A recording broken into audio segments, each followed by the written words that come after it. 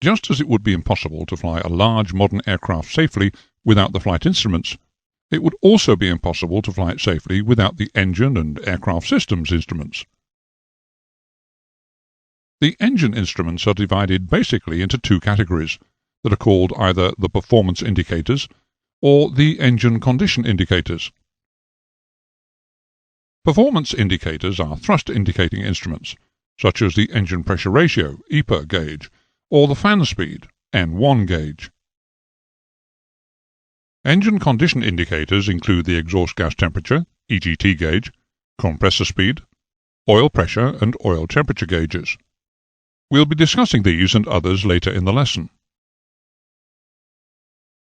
This diagram shows some of the parameters that we've just mentioned, and the position of the sensors that are required to measure them.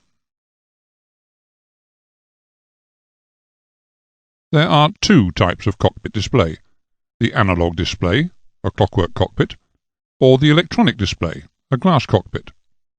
We'll be showing some of the instruments required in the clockwork cockpit as we go through the lesson. The glass cockpit displays will be described in detail in the latter part of the lesson. In the clockwork cockpit, there is a multitude of gauges displaying information. The glass cockpit is displayed on cathode ray tubes, CRTs, or liquid crystal display panels, LCDs, with light-emitting diodes, LEDs, for digital displays. Alongside the glass cockpit display, a small number of conventional gauges are retained in case of failure of the electronic displays.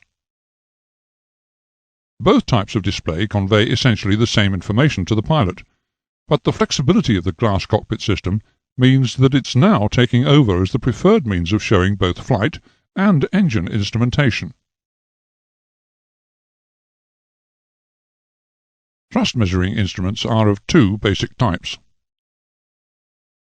The type that measures the jet pipe pressure, the P7 gauge. The type that measures the ratio of two parameters, the jet pipe pressure and the engine air intake pressure, the EPR gauge.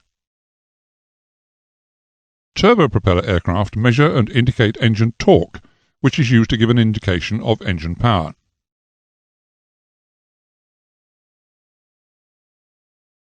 Older low-ratio bypass engines, like the Rolls-Royce Conway, use the jet pipe pressure, P7, as an indication of engine power.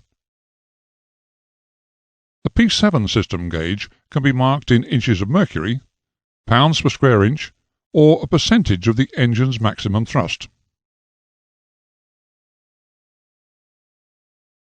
High-ratio bypass engines use the engine pressure ratio, EPR, as an indication of engine power output. The ratio is that between the exhaust pressure and the engine intake pressure. On some large turbofan engines, the values of the turbine discharge pressure and the fan outlet pressure are integrated. The figure thus obtained is then compared to the compressor inlet pressure to produce what is called integrated EPR. Pitot tubes, suitably positioned, sense the pressures which are required to work the system.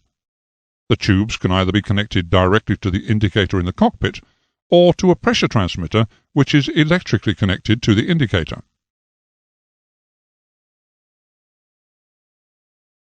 Turboprops and turboshaft engines develop their power by producing a preponderance of torque to turn the propeller, rather than pure thrust from their jet efflux. Torque, by definition, is a force applied at a distance to a turning point. The torque meter system measures, and its indicator displays, the power being produced by the engine. There are two main methods employed in measuring the torque of the engine. One uses oil pressure, and the second is an electronic device. The units of measurement vary between systems. The indicator gauges may be calibrated to read pounds per square inch or foot-pounds, Newton meters, brake or shaft horsepower.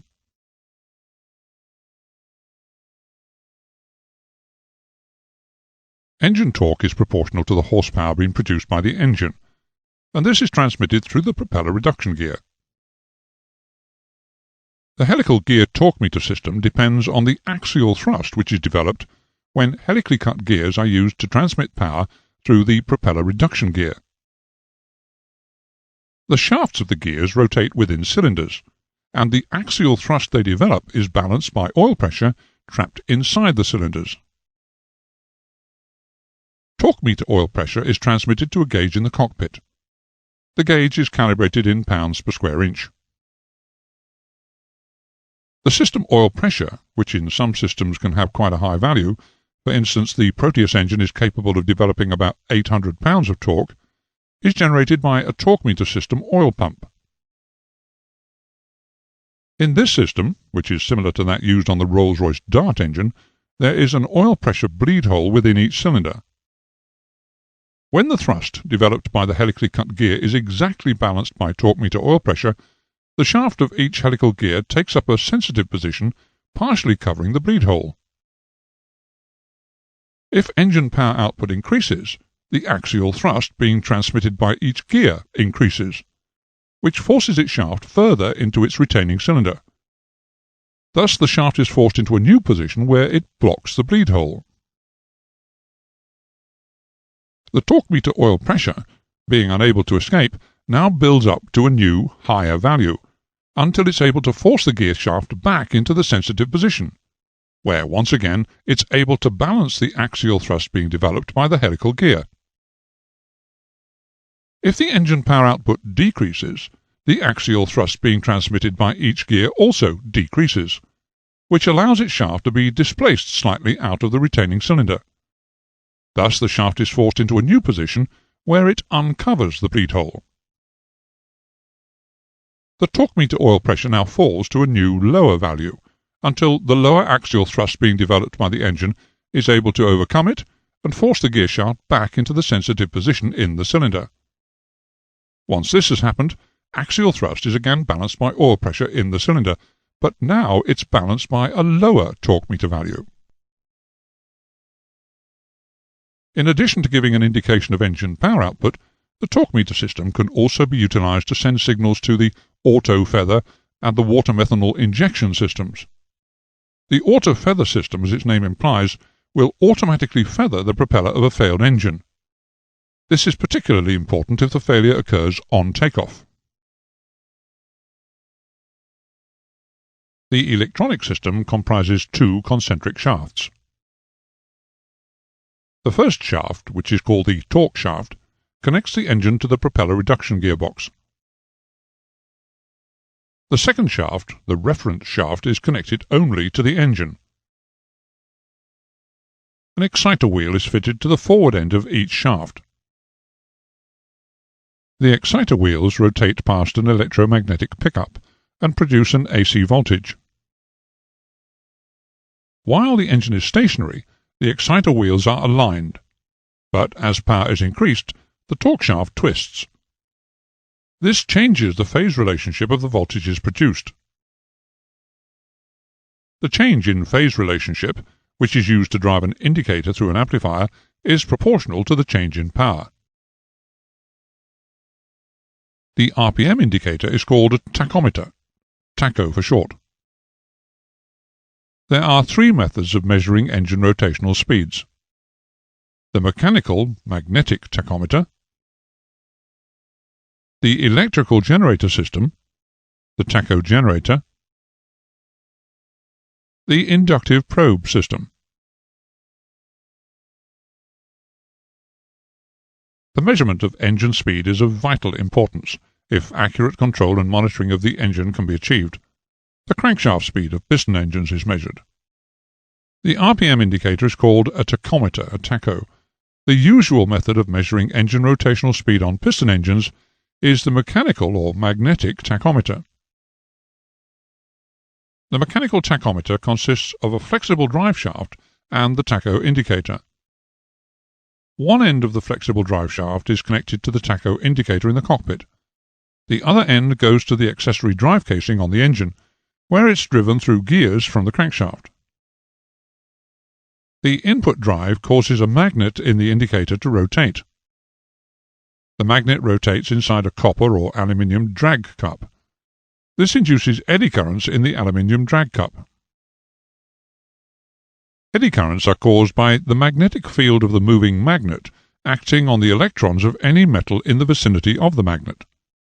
The eddy currents themselves generate a magnetic field which interacts with the magnetic field of the magnet.